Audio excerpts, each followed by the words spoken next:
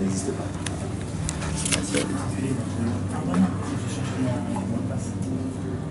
T'as commencé le live? C'est bien parce que... C'est parce que ça parle aussi, notre Sira du Sira Taran parle aussi de venir chez le Tzeddik. Donc comme on se rapproche, Baruch Hashem, de Ouman Rosh Hashanah, donc ça nous parle beaucoup sur le point qu'on va parler Bezrat Hashem ce soir. On se rapproche de Ouman, de Rosh Hashanah, et mercredi. Je sais pas. Et il y a des gens qui croient qu'en achetant un billet, on est déjà là-bas. Non, on voit pas. On n'est pas là-bas du tout. On n'est pas là-bas. C'est un premier pas, mais on n'est pas du tout là-bas. Les Chassidei Breslev, ils priaient à chaque étape. Après qu'ils avaient acheté le billet, ils disaient maintenant, Hachem, fais en sorte que j'ai des volontés et des languissements pour le tzaddik. Dès que tu as acheté le billet, c'est ça la prière que tu dois avoir. D'avoir des languissements pour le tzaddik. Parce que si tu n'as pas de languissement, tu as des empêchements. C'est où ça, tu choisis. Bah oui. Hachem, il envoie les empêchements que pour cette raison. Parce que tu te languis pas assez. Hachem, il dit, ah, tu t'en languis pas assez, tu crois que c'est juste comme ça, tu t'achètes un petit billet, ta femme, elle t'a dit, ok, tu pars, c'est tout tranquille, tout est bien. C'est pas ça du tout. Moi, je veux que tu viennes chez Rabbeinu, et quand tu viens chez Rabbeinu, ton cœur, il brûle. Ton cœur, il brûle, tu as envie de jeter toute ta crasse de toute l'année, tu as envie de crier le plus profond de tout ce que tu as dans ton cœur, tu as envie de ressortir tout ce que tu as dans le plus profond de tes entrailles, tout ce que même toi, tu sais pas ce que tu as, mais tu sens qu'il y a des choses que dans ta vie, ça n'avance pas, il y a des choses que ça empêche, tu sens qu'il y a un truc, c'est comme si qu'un homme, il voyage dans une voiture, mais avec le frein à main. Alors la voiture elle avance, mais c'est dur, et tu te dis mais purée, c'est quoi, qu'est-ce qu'elle a la voiture? Il faut juste faire clac clac, c'est tout ce qu'il faut faire, rien que ça, tu fais ça, la voiture elle va bombarder. Mais ça, quand on prie pas avant, n'attendez pas qu'après ça s'ouvre tout seul. Parce que mes amis, je parle pas de sentiments, mais je parle de travail qui est très important. C'est que une fois dans l'année, on nous a demandé, bon, je ne vais pas dire une obligation, mais c'est presque une sorte d'obligation, une fois dans l'année, d'avoir un contact, un lien. Comment on peut dire ça? On va donner des comptes. On va essayer d'avoir c'est le patron qui nous appelle, et c'est le patron qui dit, Shalom Aleichem, mon cher élève, raconte-moi. Qu'est-ce qui s'est passé depuis l'année dernière et cette année-là? T'as avancé? T'es reculé? Qu'est-ce qui s'est passé? Raconte-moi, je veux que tu me parles. Et là-bas, il n'y a pas d'excuse. Il faut tout ouvrir, il faut tout parler. Il faut se prendre, il faut se forcer de toutes ses forces à essayer de parler. Et vous voulez savoir quelque chose, mes amis? Dès que t'arrives, où est Rosh Hashanah? Ça, c'est pas... Ça, c'était Arba Hamot, ça. C'est toi qui choisis, mon frère. Ton bidouille, c'est toi qui choisis. C'est que tu fais quand tu le sens, mon frère. Que personne te dise quand, hein? Juste pas pendant la fête. Pas pendant la fête. Pendant la fête. Ouais. Mais si ça sort la fête, ça sort la fête, mon frère. Mais vaut mieux pas. Normalement, dans les consignes, il vaut mieux pas. Mais t'inquiète pas. Comme t'as Ouman Rosh Hashanah. Laisse-toi t'emporter, mon frère. N'aie peur de rien. T'es chez le patron. Rabbeinu est là. Il est là, le patron. Et il est là pour toi. Et il dit ce que je peux faire à Rosh Hashanah, je ne peux pas le faire toute l'année. Toutes mes forces à Rosh Hashanah, ça se multiplie. Il peut le faire. Il peut tout, il peut, mais il a besoin, Rabbeinu, il veut. Fais-moi montrer, je veux te donner, mais fais-moi montrer combien tu veux. Non, essaye de me persuader. Il y a écrit dans l'écouté de Philote que quand on vient chez un tzaddik, dans un kever ou dans une des choses les plus importantes, c'est de persuader le tzaddik de exaucer tes prières. Parce que le tzaddik, il dit, ok, bien sûr, prie, je vais prier pour toi. Vadaï que je vais prier pour toi. Mais tu sais qu'il y en a des centaines de milliers qui viennent pour prier. Donc je vais prier pour toi, mais fais-moi montrer pourquoi, pour toi, il faut que je fasse quelque chose de plus. Et là, tu as besoin de prendre ton cœur et le percer, là. Tu dois percer ton cœur de sentiment et tu dois te dire, Ribono Shel Olam, j'ai pitié de mon âme. Moi, c'est pas de l'argent que je veux, c'est mon âme, c'est ma teshuva, c'est ça que je veux, moi. Je suis venu pour ça, je suis pas venu pour le reste. Le reste, ça vient pas, on verra plus tard. Moi, je viens parce que je veux mon âme. Il y a personne encore qui s'est proclamé le patron de l'âme.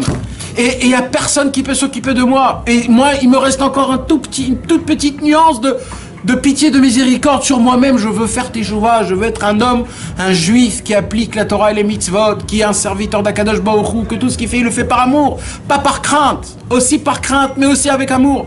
Et ça, c'est des choses que nous, on doit se le faire, on doit se le dire, on doit se le dire. Un jour, il y avait un très grand admour, entre parenthèses, à l'époque, il y a 100 ans, un très grand admour qui était venu dans une ville, je ne me rappelle plus. Et quand il est venu, donc toute la ville est venue le voir demander des brachot. Alors, comment ça se passe à l'époque? À l'époque, tu peux pas parler avec l'admour parce que chacun il va commencer à parler des heures et des heures et des heures. Alors, comment ça se passe? C'était ça s'appelle en yiddish des tzetlach. C'est quoi? C'est des petites feuilles, on donnait des petites feuilles à tout le monde et chacun il écrivait le nom de sa famille, lui, toute sa famille, lui, sa femme et ses enfants. Voilà, même aujourd'hui, les admorim d'aujourd'hui, c'est comme ça. Ouais. Et après, tu demandes ta demande, tu écris ta demande, et tu donnes juste le papier. Et l'admour, il te disait, bracha batzlacha, il te disait ce qu'il te disait. Chez ce admour-là, donc tout le monde est venu, tout le monde a écrit. Quelle époque? Il y a 100 ans à peu près. Et il y avait un chassid Breslev qui était venu parmi tout le monde. Et qu'est-ce qu'il a écrit dans le Pétek, le chassid Breslev? Il a écrit comme ça. Tsama nafshi le Elohim le Elchai. Matai avo ve'erae pene Elohim. Mon âme a soif de Dieu. Quand pourrais-je rentrer dans la porte de Dieu? C'est tout ce qu'il a écrit dans son Pétek. Alors l'Admour, à la fin de la journée, ça a pris 2-3 jours, il a ouvert tous les ptakim, et il voit Parnassa, Zivugim, l'argent, le Shidour, ma fille, mes enfants, etc., etc., etc. Ils avaient tous des demandes matérielles. Et parmi tout, il y en avait un seul qui a demandé Tsama nafshi le Elohim. Hachem, je suis assoiffé de toi. Ce Admour-là, il a dit, ça peut que être un chassid Breslev qui a écrit ça. Parce que c'est ça que Rabbeinu nous a appris. C'est de s'occuper plus de notre neshama que de notre corps. Parce que notre corps, c'est du va et c'est du vient. Dans ce monde-ci, on est là, après on part, les problèmes, ça arrive, ça part, tu les oublies complètement, les problèmes. Même les plus grands problèmes, tu les oublies. Dès que le problème est résolu, c'est fini. Même un mort, la Gemara, il dit après un an, à mettre Nishkar. Ça, tu oublies. Ça fait plus mal. Tu te rappelles, mais la neshama, mon frère, la neshama, elle est là, elle reste avec toi jusqu'à... C'est pas 120 ans, c'est jusqu'à l'éternité. C'est le corps 120 ans. La neshama, c'est ça, c'est toi, c'est le vrai toi. Si tu t'occupes pas, qu'est-ce qui va se passer? Et là, Rabbi Nachman de Breslev, comme on a tous l'habitude, dans le Sichot Haran, ces derniers Sichot Haran, toujours qui sont basés sur une Torah du Likutei Moharan, la conversation qu'on va parler ce soir, Bezrat Hashem, la conversation numéro 146, c'est par rapport à la Torah du Likutei Moharan, le numéro 46 de la deuxième partie du Likutei Moharan. Maintenant, dans cette Torah là-bas, encore une fois la même chose. Rabbeinu a dit une Torah, et quand il a dit la Torah, après quand Rabbi Nathan il a retranscrit, il a réécrit, il a écrit comme Rabbeinu l'avait dit. Quand il a passé à Rabbeinu pour que Rabbeinu voie qu'est-ce qu'il a écrit, Rabbeinu il lui a dit tu enlèves quelques lignes. Et donc il a enlevé quelques lignes. Alors Rabbi Nathan il a dit donc dans le Likutei Moharan j'ai enlevé les lignes, mais dans le Sichot Haran je les ai rajoutées pour pas qu'on les perde ces paroles. Donc ce qu'on va étudier ce soir, c'est le complément de la Torah numéro 46 de la deuxième partie du Likutei Moharan. En résumé, juste comme ça pour qu'on soit dans les Inyanim, mes amis, dans le Likutei Moharan numéro 46 de la deuxième partie du Likutei Moharan, là-bas Rabbi Nachman de Breslev nous parle donc, comme on dit, de ce qu'on appelle les méniot, les empêchements. Il y a des empêchements. J'ai un problème, je ne peux pas sortir d'Israël, j'ai un problème d'argent, j'ai un problème de maladie, chas v'shalom. Chacun il a des empêchements, que ça soit son truc à lui, chacun son inyan. D'accord? Alors, ok, ça c'est un problème. Maintenant, il dit Rabbeinu, mais il y a un deuxième sorte d'empêchement. Et il dit Rabbeinu, et ça, cet empêchement-là, c'est le plus dur, il dit Rabbeinu. Et il dit, c'est quoi? En hébreu veut dire les méniotes à mort. L'empêchement du cerveau. C'est-à-dire, c'est qui empêche? C'est toi-même. Quand l'empêchement, c'est que toi-même, alors là, c'est une autre histoire. Parce que là, tu dois combattre avec toi-même. C'est quoi l'empêchement de soi-même? C'est quand tu te dis, par exemple, bon, c'est pas très important, ça va, ouais, j'ai la flemme, ou je sais pas, peut-être oui, peut-être non, peut-être il faut faire, peut-être il faut pas faire, c'est pas aussi important comme on le dit, plein de trucs comme ça. La paresse. La paresse, ça peut être aussi la paresse, le manque d'émouna, fatigué, pas envie, tout simplement, pas envie. Voilà, t'es dans ton lit, tu dis laissez-moi tranquille, ou... Et ainsi de suite, ainsi de suite. Ça, c'est quoi? C'est pas un empêchement que t'es empêché par quelque chose de extérieurement. Non, c'est un empêchement qui vient de toi-même. C'est des méniotes à mort. Ça vient de ton cerveau. Ton cerveau a réagi d'une telle manière, et maintenant, pour changer le cerveau, c'est très difficile. Pourquoi? Parce qu'il n'y a qu'une seule chose qui peut changer le cerveau, vous savez c'est quoi? C'est le cœur. Et le cœur, c'est la sensation. Et quand un homme, il est dans une période, dans une catégorie de situation de vie, pour qu'il puisse changer, ça prend beaucoup de choses. C'est beaucoup, c'est le cœur, c'est tout l'environnement qui doit complètement changer. C'est quand je suis là-bas, il me met à mort. C'est quand je suis sur place. Alors Rabbeinu, il vient, il dit, des fois, il y a des gens où les méniotes, c'est avant. Je prends l'exemple d'un voyage chez le tzaddik. Les méniotes, c'est avant. J'arrive pas à voyager, c'est difficile, c'est dur, etc. Il y a des gens que pour eux, c'est très facile. Ils prennent le truc, ça va, tu viens, super. Le problème, il dit Rabbeinu, c'est qu'il y a des gens que dès qu'ils arrivent là-bas, ils reçoivent une arsub de folie. En suédois, c'est une rasra. Ils reçoivent une rasra de folie où il va chercher vite un billet pour retourner. Tellement qu'il... Et il y a des gens que ça passe. Et en plein milieu de la fête, il dit ça y est, j'en peux plus. J'en peux plus. Presque, le mec, il est prêt à partir à pied, même s'il faut, tellement qu'il en a marre. Et il y a des gens, c'est dans le retour. C'est dans le retour. Dans le retour, ils arrivent à la maison. Et là, ils se disent, mais qu'est-ce que j'ai fait d'aller là-bas? Mais je suis devenu fou, quoi? Qu'est-ce qui m'a pris? Et là, il se remet en question. Il dit, Rabbeinu, ce sont des étapes. C'est écrit dans la Torah 66, c'est écrit dans plusieurs Torahs, Rabbeinu, il parle de ça. Et il dit, en fait, tout ça, la racine, elle est simple. La racine, elle est une. C'est quoi? C'est toujours le même point, les languissements. En vérité, ça fonctionne comme ça. Avant qu'on te donne un cadeau du ciel, on t'envoie un empêchement. Je vous répète ce que je vous ai dit plusieurs fois, et rappelez-vous bien de ce que je vous dis. On ne peut pas kiffer la chose si on la veut pas. Plus on veut, plus on la kiffe. Dans tout, c'est comme ça. Dans tout. On te donne maintenant un shawarma dans une pita. Comme ça, Stam, on te l'a donné. Ah, tu dis, ah, c'est sympathique, j'avais un petit peu faim, très bien, je la mange. Maintenant, le goût, la saveur, etc., tu vas la kiffer? Normal, quoi. Maintenant, imagine-toi, t'es ici, depuis 6 heures, tu rêves de ce shawarma. Tu le rêves, tu vois le shawarma comme ça, tu le rêves, tu as de la salive. Quand on te donne ce pita shawarma, mon frère, alors là, je peux te dire que chaque bis, comme on dit, chaque bouchée, tu vas la savourer. Akadosh Baruch Hu, comment il a créé ce monde? Même Dieu, il a fait le même concept. C'est pas l'inverse. Quoi? Des fois, quand on veut beaucoup la chose et qu'on obtient la chose, on se rend compte que voilà. Non, ça c'est dans le monde, ça c'est dans ce monde-ci, pas dans la spiritualité. Dans ce monde, ouais, mais ça existe quand même le Inyan. C'est parce que d'abord, en plein milieu de la tava, tu l'apprécies, c'est tout de suite après qu'elle termine que là tu dis elle était naze. Ouais. Mais d'abord, pendant, tu l'apprécies. Dieu lui-même. Comment il a fait pour qu'il nous aime tellement, Hachem? Parce que vous savez pas comment Hachem il nous aime. Hachem il nous aime. Prenez tous les papas du monde, depuis la création du monde jusqu'à aujourd'hui. Il y en a beaucoup. Tous les papas qui ont un amour pour leurs enfants. Il y en a beaucoup. et beaucoup d'enfants. Tous les papas du monde, de toutes les générations. Il y a combien? Des centaines de milliards. D'accord? C'est qui a donné cet amour quand un papa il a un fils? C'est Hachem Itbarach. C'est Akadosh Baruch Hu qui a donné cet amour. Et même ça, ce n'est même pas une goutte de l'amour qu'il a Hachem envers nous. Et pas si on fait des mitzvot ou pas. Ça c'est déjà de... Comme on est. Comme on est, c'est comme ça qu'il nous aime. Imaginez-vous. On ne sait pas c'est quoi cet amour-là.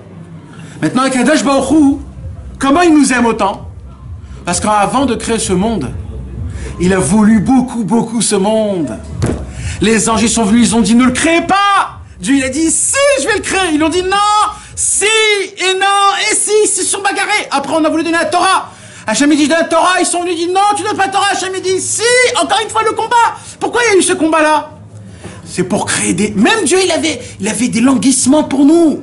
Il avait des languissements pour nous donner la Torah, pour qu'on applique la Torah. Akadosh Baruch Hu, il a des languissements pour qu'on descende dans un monde en l'an 2018. Avec tous les problèmes qu'il y a, avec toutes les tavotes qu'il y a dans ce monde, avec toutes les mignottes à mort qu'il y a dans ce monde-ci, et de ce trou pourri-là, de le servir. De ne pas se poser de questions sur lui, de dire toujours Tzadikata Hachem. C'est toi Hachem le juste, c'est pas moi. S'il y a des problèmes, c'est à cause de moi. Toi, t'es le juste. Toi, Hachem, c'est toi le juste. Tout ce que tu fais, c'est que le émet, c'est que le bien, c'est la justice. C'est plus que la justice, c'est la pitié, de la miséricorde. Quand on se conduit comme ça, tous les tzadikim de l'époque, même eux, ils ont honte de nous. Eux-mêmes, ils ont dit Hachem, ne nous fais pas descendre à l'époque, fais-nous descendre avant, parce que ici, ça va être trop dur. Nous, on a choisi de descendre ici. Parce qu'on a de la force, on a de la capacité, on a de la volonté. C'est une volonté qui est infinie. On n'y croit pas, mais de temps en temps, il faut s'en rappeler. Alors Akadosh Baruch Hu, il dit, comme ça s'est passé avec moi, je veux vous le faire avec vous. Je veux vous donner des cadeaux, mais je veux pas que tu prends ce cadeau et que tu le jettes. Comme un petit gâteau pourri. Je veux pas. Moi, je veux donner des vrais cadeaux. Que ce cadeau, tu l'as toujours dans ta poche. Tu te dis, oh là là là là, ce que Hachem m'a donné. Alors Hachem, il dit, je vais te faire galérer. Pas chas v'shalom des galères difficiles. Mais des histoires de temps. C'est comme Rabbeinu, il dit une blague. Il a dit, qu'est-ce que je rigole de vous? Qu'est-ce que je rigole de vous? Il a dit Rabbeinu. Il dit, parce que la Parnassa, dans tous les cas, elle viendra. Elle viendra. Ça fait 6000 ans que le monde est vivant. Tu crois que c'est toi le problème à Hachem? Tu crois que ton problème, ça lui fait quelque chose? Ça fait 6000 ans qu'Akadosh Baruch Hu, il s'occupe des problèmes du monde. Tu crois que c'est un problème de petit Parnassa que tu as? C'est toute une histoire de temps. C'est qu'une histoire de temps. La Parnassa, elle viendra. Dans tous les cas. Le problème, c'est quand? Mais ça viendra. C'est comme ça avec nous. Tout viendra. C'est qu'une histoire de temps. Et c'est ça tout le Inyan. Maintenant, qu'est-ce qui se passe? Quand Akadosh Baruch Hu, il vient, il nous donne un cadeau. Que ce cadeau, tu l'as pas spécialement voulu, ou attendu, ou réfléchi, ou te languir. Ouais, tu te dis, ouais, c'est sympathique, etc. Alors ok, Akadosh Baruch Hu, il dit, moi, pour moi, t'es très cher à mes yeux. Moi, je veux te donner un cadeau, que ma main, j'y soit proche à toi, que tu le chéris tout le temps. Mes amis, vous voulez savoir, je vais vous donner un petit secret. C'est quoi qu'un homme, il aime le plus? Non. Sa femme. Non.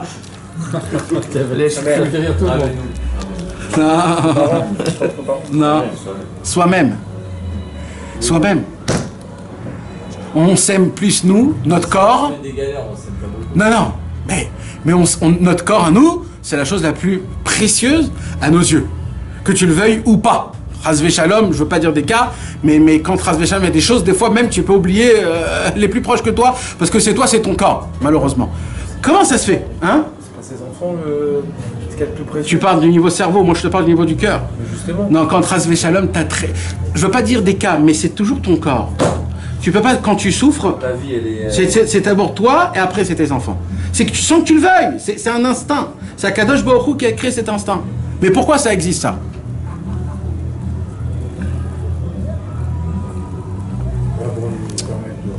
On aime la vie.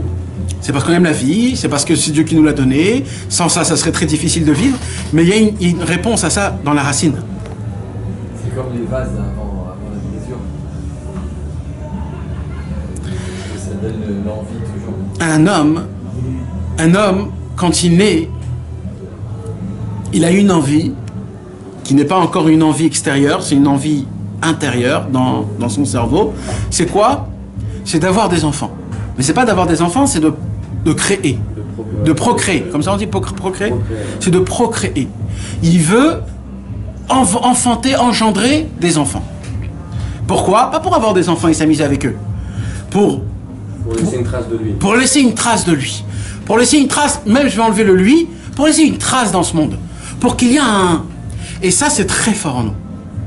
Maintenant, depuis tout petit, dans notre cerveau, ça se crée, cette procréation, jusqu'à qu'on se marie. Quand on se marie, alors on a un rapport avec notre femme, et là, qu'est-ce qui se passe? Un truc très spécial qu'Akadosh Baruch Hu, il a fait, un miracle. C'est que de l'endroit le plus propre, l'endroit le plus zen, le cerveau, de là-bas on prend le meilleur du meilleur, et là-bas il sort une goutte, que cette goutte, ça va être le commencement de la procréation du but pour lequel tu es venu dans ce monde-ci. Elle va descendre par la nuque, par la colonne vertébrale, et chaque millimètre qu'elle va descendre, elle va prendre de la force encore et encore, encore et encore, encore et encore, jusqu'à qu'elle va descendre au rein, après là où il faut, etc. Et là, c'est un talir qui est énorme. C'est énorme. C'est le concentré de toi-même. C'est le meilleur de toi-même. Maintenant, Akadosh Baruch Hu, il a fait que dans une goutte, il y a des milliers, des milliers, des milliers de spermatozoïdes, que chacun, il a un potentiel d'être ta procréation. Mais Akadosh Baruch Hu a décidé que parmi ces millions et ces millions de spermatozoïdes, il n'y en aura que un seul qui va tenir. Et vous savez pourquoi? Parce que quand il va rentrer dans le corps de la femme, c'est pas là où ça s'arrête, c'est là où ça commence la vraie guerre.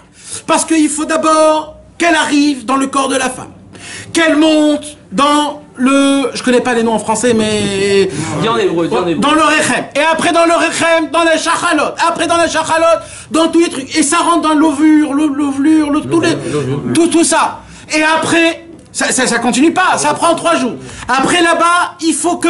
Tu sais, c'est une bataille, c'est une bagarre. Il y a des millions de personnes, des millions. Il n'y en aura qu'un seul. Et vous savez, c'est qui ce seul là, ce seul? C'est nous tous ici assis. Parmi des millions, on a choisi d'être les gagnants. On a été tous des gagnants. Le fait est que t'es né, t'es gagnant. T'es né, t'es un gagnant. Normalement, un bébé, quand il naît, il devrait prendre un drapeau et faire comme ça. C'est moi qui ai gagné. C'est moi qui ai gagné. Est-ce qu'il y a une neshama dans chaque spermatozoïde? C'est une grande question, ça. C'est une marloquette. Est-ce que la neshama, elle descend dans... Alors, apparemment, il y a une seule neshama, apparemment. Il y a une seule neshama. Et celui qui aura gagné le drapeau, c'est lui qui va prendre cette neshama. C'est la Coupe du Monde. Ouais. Une seule. Et c'est la même neshama de tous. En vérité, C'est compliqué parce que t'es pas vraiment un gagnant dans ce cas-là. Si de toute façon la neshama elle a gagné, après t'as juste le corps que t'as. Peut-être que... Est-ce que si ce spermatozoïde là c'est juste qui va déterminer ton physique, alors quelque part on s'en fout vu que c'est la neshama qui compte et qui va se déterminer. non, c'est très important le corps. Il est très important. Oui. À Kadosh Baruch Hu, le corps c'est un keli.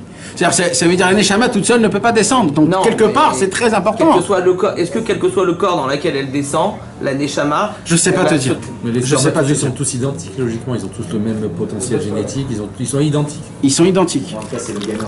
Ils sont identiques, mais il y a quand même. Non. Eric. Eric, qu'il y ait 1 million et que quoi qu'il arrive, ça sort le C'est certain qu'il y a une différence quelconque. Toute petite. Ça se peut que dans le terme taïm, dans les taïm, comment on dit, dans les cellules, ils sont pareils, peut-être. Mais c'est certain qu'il y a une différence quelconque, sinon pourquoi il y en a 1 million? Il y a une différence. Ça n'existe pas qu'Akadosh Baruch Hu crée 2 choses la même chose. C'est impossible. Il y a un truc parce que sur le chemin, lui il va tomber sur ça, lui il va Oui. tomber sur ça, Oui. il va s'accrocher à...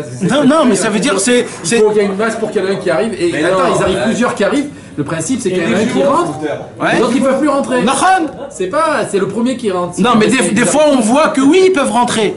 Des fois ils peuvent rentrer, parce que tu vois que des fois il y a des jumeaux, et des fois il y a des triplés. Des faux jumeaux. Ouais, des fois des vrais, il y a même des vrais. Les vrais c'est un seul. Je sais pas comment ça Les fonctionne. vrais c'est un, ça se dépare, et après ça recommence, quand ça s'est séparé, ça recommence style de zéro. Alors- Mais c'est le même spermatozoïde. D'accord, donc Non, maintenant... la preuve en fait que c'est faux parce que justement la preuve c'est les jumeaux. Quand c'est des faux jumeaux ils se ressemblent pas, donc c'est bien qu'il y a une différence entre les spermatozoïdes. Ah, voilà. Ben voilà. Ça peut sortir un garçon ou une fille. Ça peut sortir garçon et fille parce que ça peut être un mix. Bien sûr, on le sait très bien. Non. Allez, on s'en fout là. Alors, je crois pas que c'est intéressant ici, mais alors on avance. Donc tu t'imagines on a été élus, pas par 2, par 3, par des millions. Par des millions. Dès que t'es né, pourquoi parce que t'es le seul qui a réussi parmi des millions. T'es déjà gagnant, t'es né, t'es gagnant.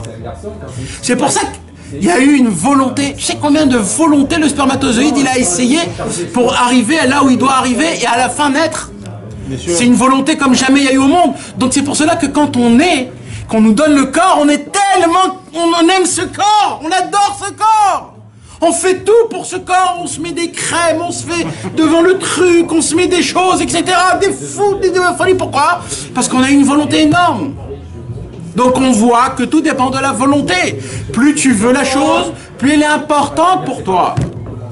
C'est pour cela qu'on ne peut pas maintenant commencer à essayer de vouloir des choses en disant ouais c'est dur de vouloir mettre les téphilines le matin. Mais non, mais essaye déjà d'avoir quelque chose, de comprendre combien c'est important, de te dire j'ai envie de mettre mais je ne peux pas les mettre maintenant. Rabbi Israël un jour il s'est levé à Hatzot. Il était à Bétar. Il s'est levé à Hatzot. Et il a dit au Balabaït, amène-moi mes téphilines. Alors le Balabaït il a emmené les téphilines. Et il n'avait pas tellement bien compris. Et voir Rabbi Israël, il enlève les téphilines, il commence à les mettre. Alors il dit, excusez-moi Rabbi Israël, il est minuit. Il dit, oh il veille, il les a enlevés comme ça. Il les a mis. 5 minutes plus tard, il vient, il met ses téphilines. Il dit, Rabbi Israël, slicha, il est minuit et demi, hein. Il passait que 2-3 minutes. Ah, slicha. Toute la nuit comme ça. Toute la nuit. Jusqu'à le lendemain matin, Rabbi Israël, il a pris les téphilines. Baruch Ata Hashem. Et là, mon frère, c'est pas pareil. Tu crois que Rabbi Israël avait besoin de ça? Non. C'est comme ça qu'il nous apprenait, Rabbi Israël. Il nous apprenait comme ça, à vouloir des languissements. Rabbi Israël, il a eu des languissements pour les téphilines toute une nuit. Montre-moi un juif comme ça. Il n'y a pas d'interdiction pour mettre des téphilines le soir. On ne les met pas. C'est de peur de dormir. Non. Il y a écrit, c'est que le jour. Ouais, c'est que le jour. Le Harizal, surtout, il dit des choses que c'est pas très bien de mettre la nuit. Ça amène des mauvaises choses. Ouais. Mais à part l'étude de la chose, comment tu as des volontés? Parce que des fois, voilà, c'est très dur de kiffer. Ouais, tu peux vouloir en fait. Ouais, de prier, c'est de prier. Parce que tu peux pas. Il faut prier à Hachem d'avoir des volontés. Si, c'est ça, parce que la volonté, tu l'as créée, Il faut prier à Hachem d'avoir des volontés, BMF. Tu peux pas la forcer. Et tu sais quoi? Le fait est de se lever Chatzot sans avoir des volontés, sans avoir. C'est ça la chose que tu crées. C'est la préparation. Bien sûr. Tu te dis, Ribono Shalom, comment c'est possible? Je me suis levé, j'ai fait le plus dur, etc. Et voilà, je suis comme un zombie. Comment c'est possible cette chose-là? Je veux Hachem, je veux Anirotse. C'est tellement énorme. Mais tout se tient autour de ça. Tout se tient autour de ça. C'est pour cela que Akadosh Baruch Hu, qu'est-ce qu'il a fait? Il a mis en place un mode, ce qu'on appelle Méniot. C'est quoi Méniot? Empêchement.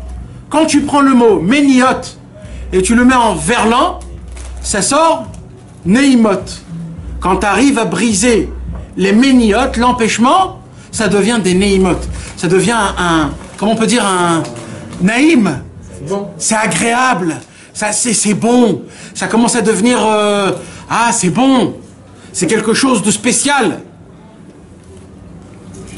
C'est juste flippant, en vrai. Un jour, quelqu'un il m'a dit pour rigoler, vous savez pourquoi tout le monde boit du café? Pourquoi tout le monde boit du café? Tout le monde boit du café.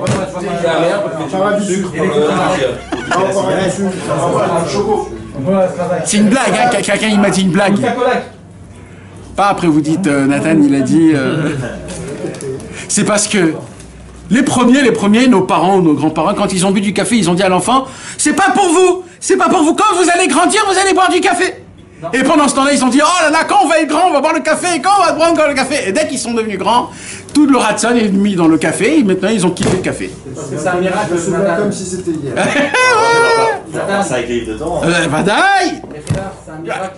C'est le net café. Exact! Ouais, faut les empêcher de se donner de temps. Bien sûr. Quand tu vas être beau des doutes. Tu lui dis, je vais faire Hitbodedut. Papa, emmène-moi Hitbodedut. Non, t'es petit. Quand tu seras grand. Et là, il attend, et il attend, et il attend. Bien sûr, Bevadaï, c'est comme ça. Ouais, on peut croire qu'on perd l'éducation. Nahon, mais l'éducation, c'est de lui raconter que tu vas à Hitbodedut. Et de lui dire, oh là là, après tu t'assois à ta table avec ta femme, tu dis, merci beaucoup. Qu'est-ce que j'ai ressenti dans mon Hitbodedut? Qu'est-ce que ça fait du bien? Mais que à notre famille, pas plus, parce qu'on n'a pas le droit après de raconter aux autres. Je reviens dans mes trucs. Il aimait pas ça. Mais pour le chinour, de raconter à tes enfants, c'est ça le chinour. Le chinour, c'est pas leur dire, va faire, va pas faire, pourquoi t'as fait, pourquoi t'as fait. Tu racontes personnellement ce que t'as ressenti. Quand ton fils, il t'entend que toi, t'as kiffé personnellement, il va dire, purée, moi aussi, j'ai envie de le faire. Et c'est tout, c'est tout. Je l'ai juste raconté. C'est comme ça que Rabbi Israël, il faisait avec nous. Il nous a jamais dit, fais ça, fais ça, fais ça. Non.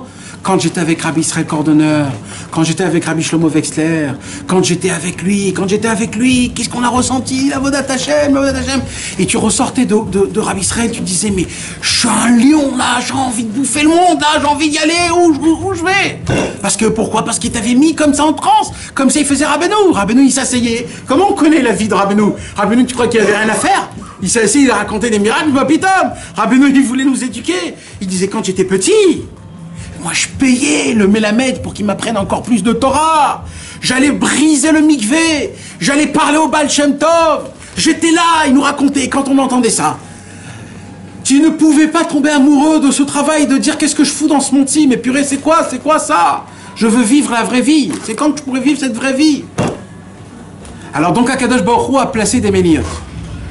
Mais ça, c'est des méniotes chitzoniot. Mais maintenant, il y a un autre problème. Et c'est là où je veux en parler, c'est là où Rabbeinu il nous parle. Les méniotes à mort, mes amis. Comment c'est difficile, les méniotes à mort? Comment c'est difficile quand un homme, de son soi, de sa personnalité, il a choisi de ne pas être un combattant. Et de se dire, bon, allez, vas-y, s'il y a, il y a pas dans la spiritualité.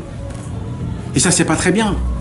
Pour le voyage d'Ouman, ouais, bon, je sais pas, peut-être si... ou alors pour se lever Chatzot, ou pour étudier tous les jours, ou pour faire le mikvé, ou pour parler à Hachem.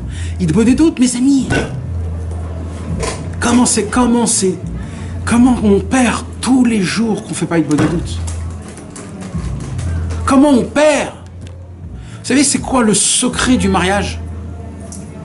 Le secret du mariage, c'est d'avoir une conversation avec sa femme. De savoir l'entendre, de savoir les hisdaot, comme on dit, de s'identifier à ce qu'elle ressent.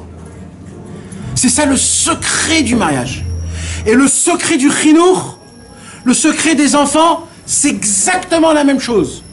D'avoir une conversation, d'essayer de, comment t'as dit le mot? De s'identifier quand il a un problème.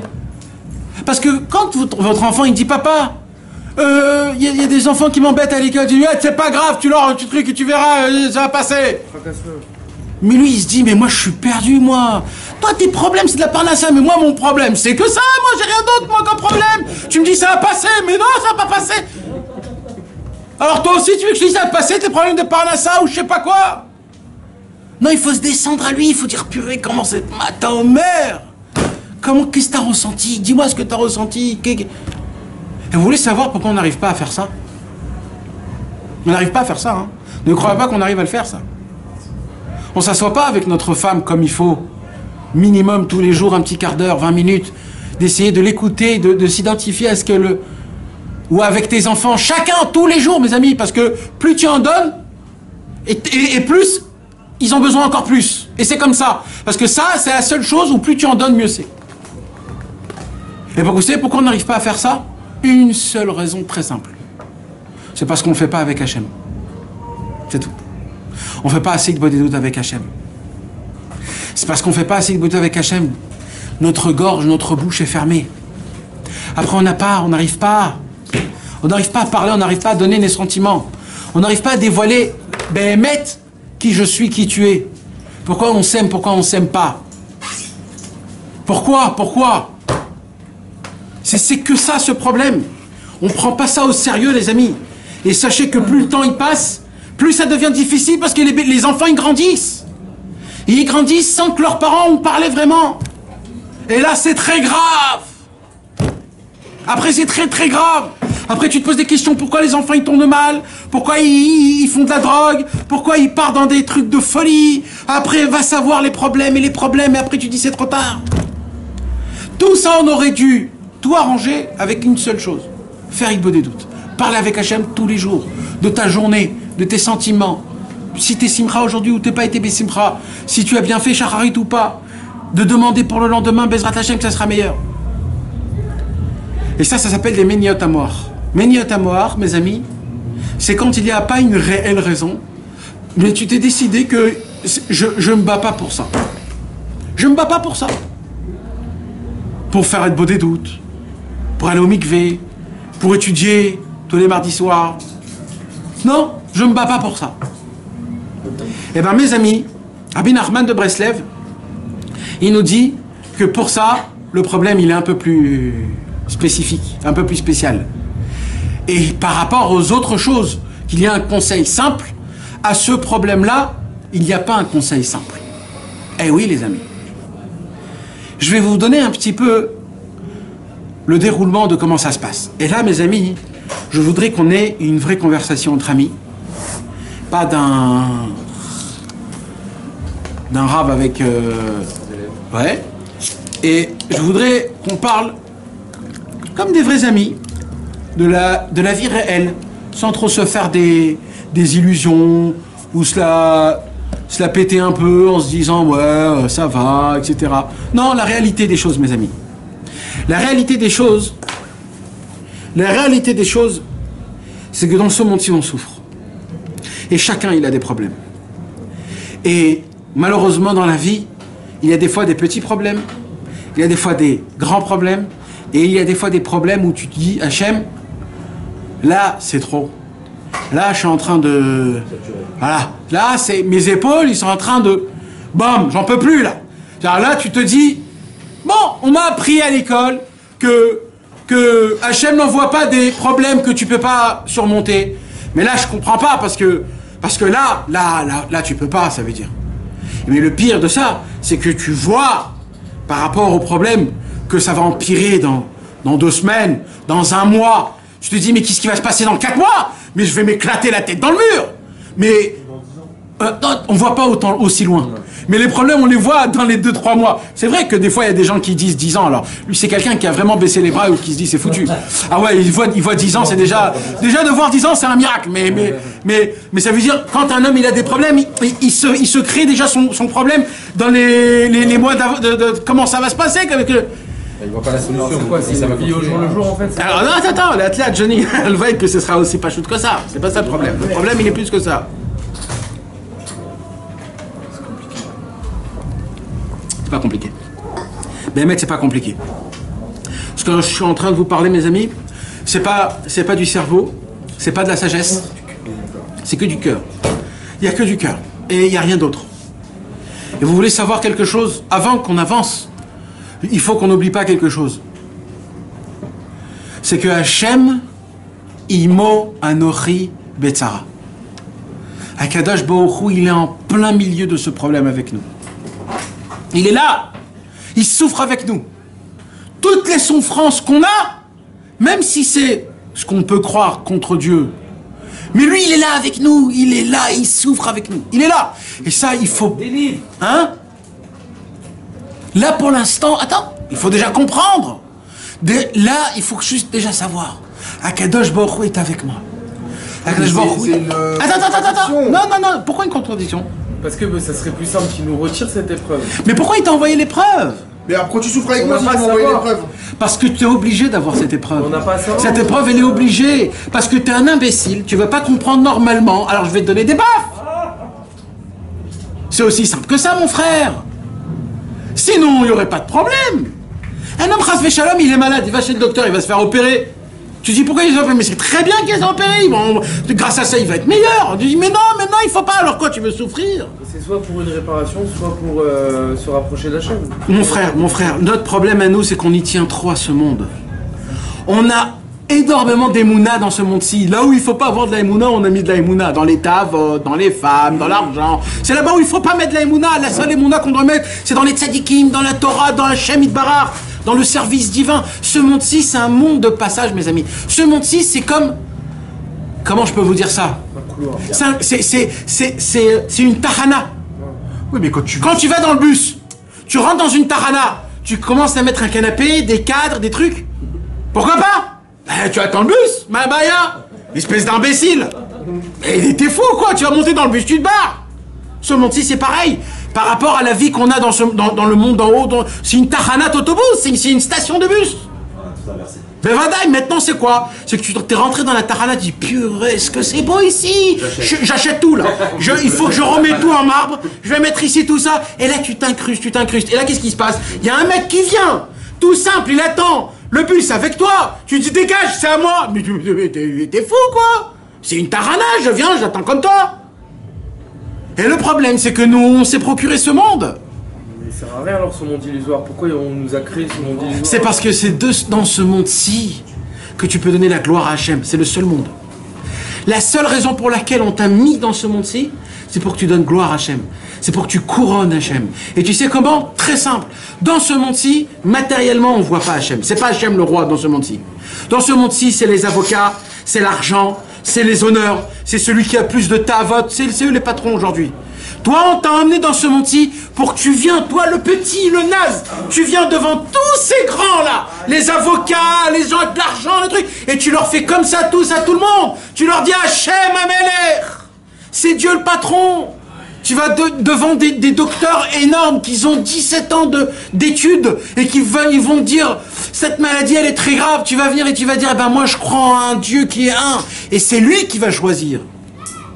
Et quand Bassov ça se passe comme il faut, t'as couronné Hachem et ça tu pouvais le faire que dans ce monde-ci. Pour ça il fallait passer à côté d'une petite maladie, d'une petite embrouille avec ta femme, un petit problème d'argent. Mais mon frère, tu sais c'est quoi le problème? C'est qu'on... comment s'appelle quelqu'un qui se fait trop de mauvais sang et qui... Mais, comment ça s'appelle le jeu tous les samedis soirs à Paris, là, en France?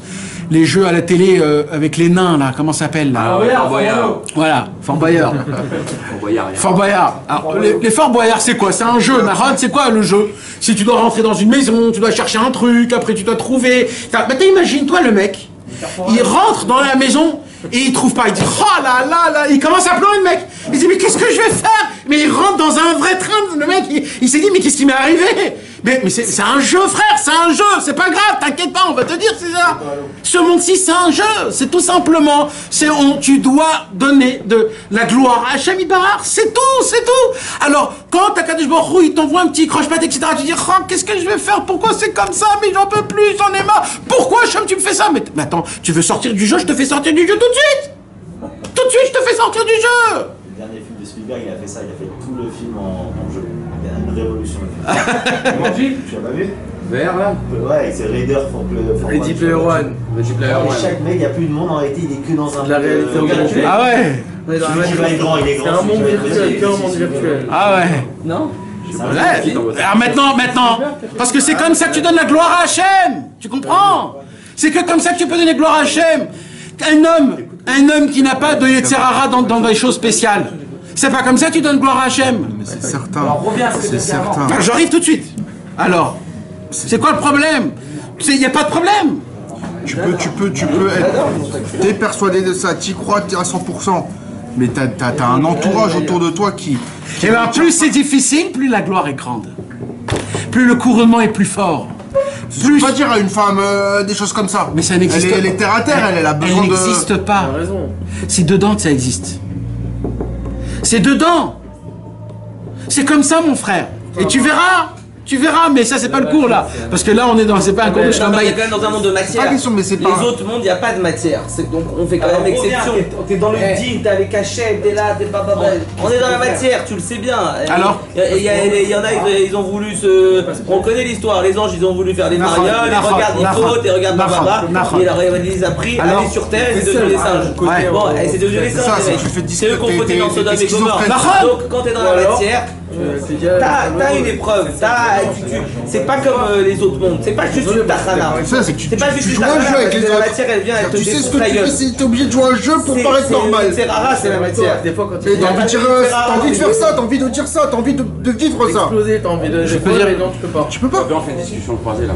Tu peux pas. La vérité, c'est. Moi en tout cas j'y arrive pas. mes amis, ce que j'ai dit tout à l'heure, d'accord? Le fils, il vient chez son papa, il dit papa, mon copain, il m'a frappé. Pour lui, le monde est fini. Il veut plus rien faire, il veut plus aller à l'école, il mange plus, il pleure la nuit. Mais tu te dis, oui, ça leur marque la vie. Et tu dis, mais qu'est-ce qu'il a cet enfant-là? Qu'est-ce qui me prend la tête? Moi, j'ai des problèmes avec mon banquier, j'ai des problèmes avec un truc. Et Hachem, il est en haut, il dit, regarde cet imbécile et regarde ça. Vous voyez la différence entre cet enfant et le papa? Aucune différence.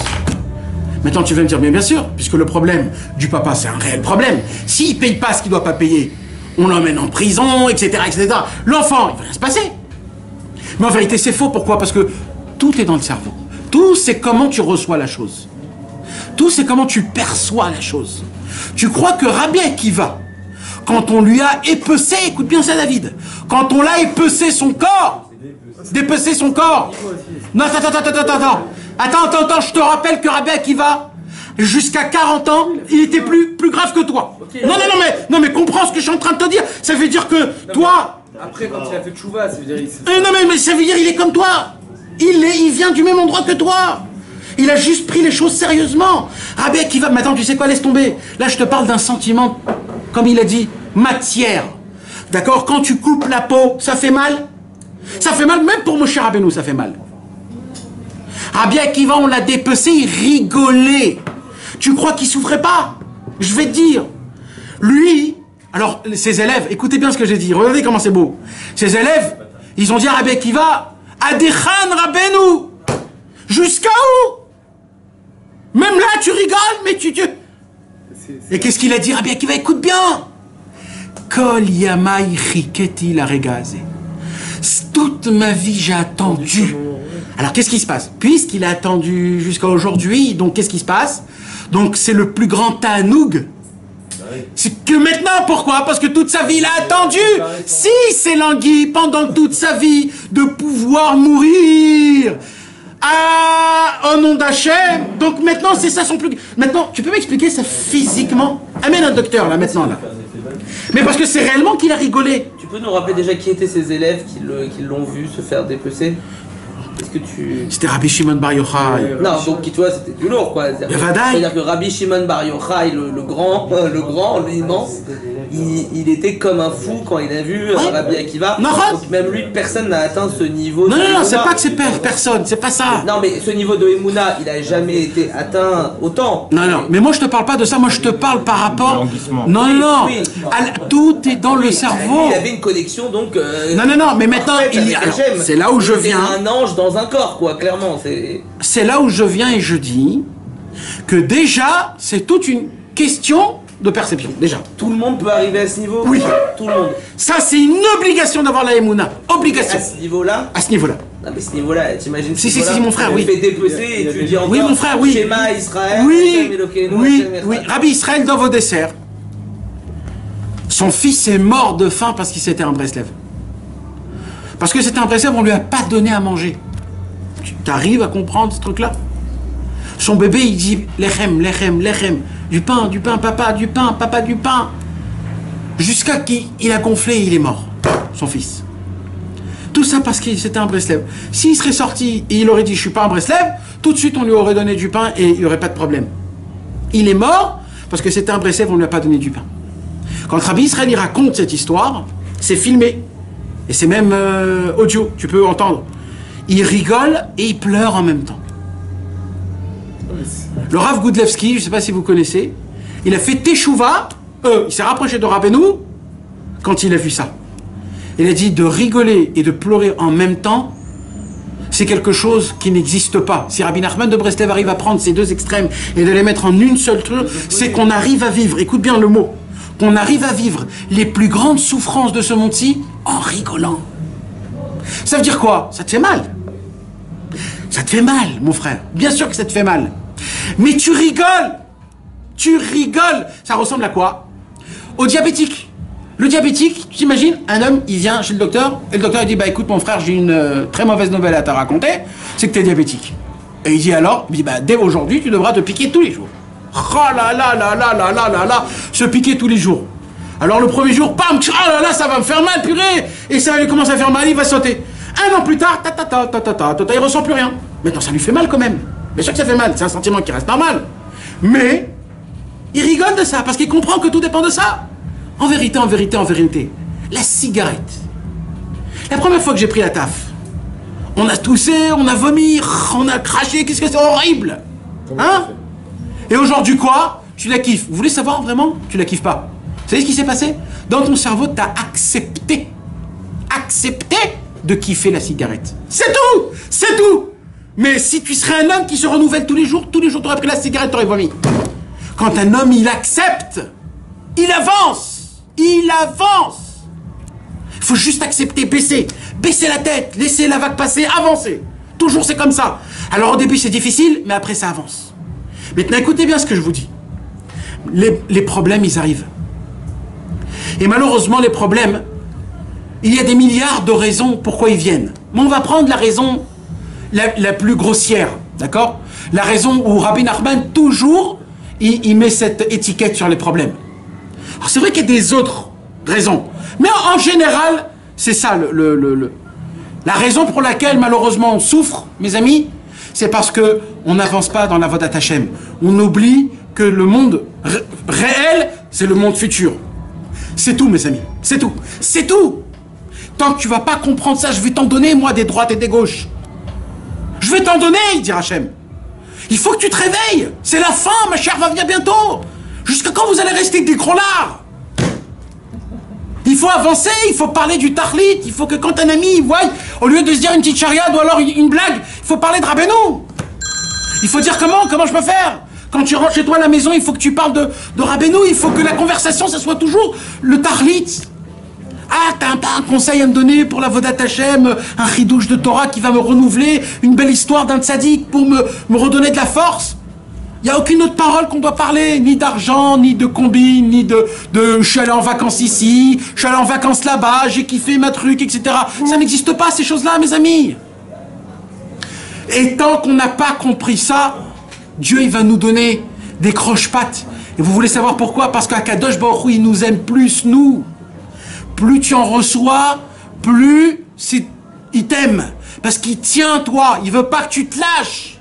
Il veut pas que tu te lâches. Malheur à l'homme qui prend le problème en se disant « Ouais, il m'aime plus Hachem. Qu'est-ce qui m'arrive? Pourquoi j'ai des galères comme ça? Oui, les dieux, on dit Dieu, Dieu. T'as pas honte. Mais je vais te donner un coup de tête, moi, pour que tu te réveilles. Mais vous vous prenez pour qui?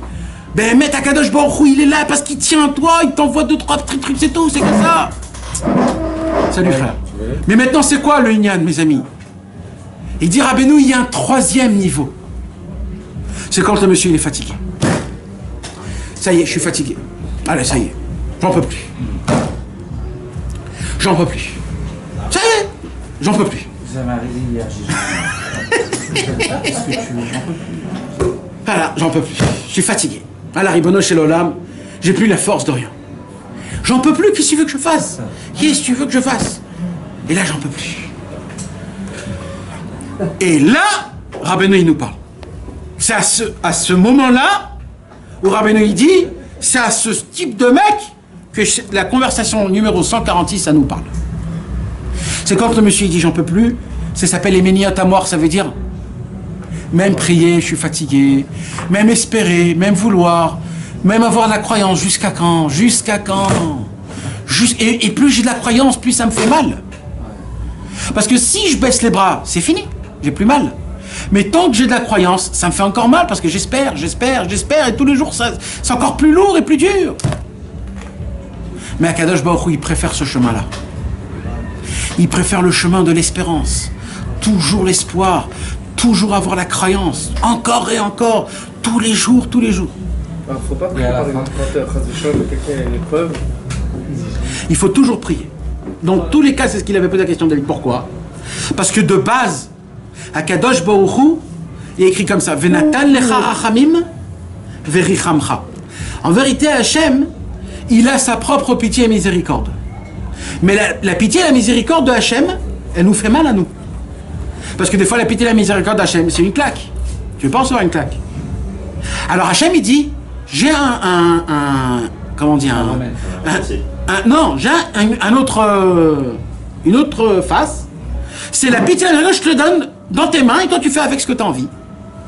Venatan lecha rachamim verichamcha. Non, on ne sait pas. C'est toi qui dois la demander. Tant que tu la demandes pas.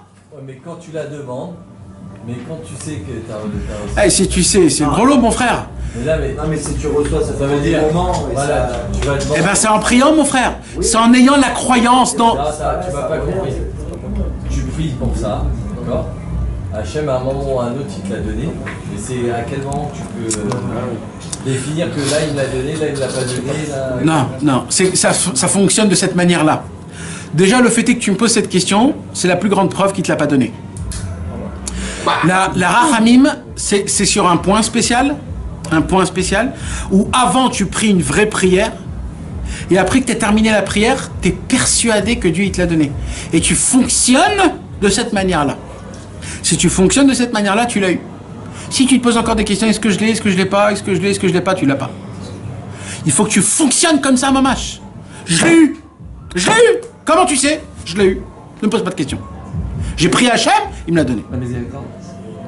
Mais c'est un moment précis, ça veut dire c'est sur un point précis. C'est pas maintenant un point général, je veux que ma vie change, passe-moi de la rachamim. C'est pas comme ça, les gars. Non, il faut que ça soit précis sur un truc spécial, un moment où ça doit changer des choses. C'est un moment où il te la donne et il te la reprend. T'as fait avec, t'as pas fait avec, t'as perdu. Et pour l'obtenir, c'est la prière. C'est que la prière. Demandez à Hachem Barar, Venatan, il y a un écouté de filote que sur ça. Une fille, que sur ça. Et pourquoi si tu acceptes les situations, j'arrive pas à... Non, alors maintenant il y a ce qu'on appelle comme ça, d'accepter la situation telle qu'elle, elle est difficile.